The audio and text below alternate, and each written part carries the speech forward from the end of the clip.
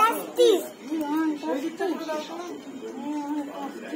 বলো তুমি আর ঠাম্মি বলো। We want justice. We want justice. We want justice. হ্যাঁ তুমি কি বলছিলে বলো, কি বলছিলে বলো। ওই যে উলাবা উপযুক্ত শাস্তি হয়, কি বলছো? উপযুক্ত যেন শাস্তি হয়, আর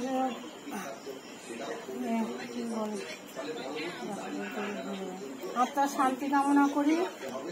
তাকে ওর জন্য ভালো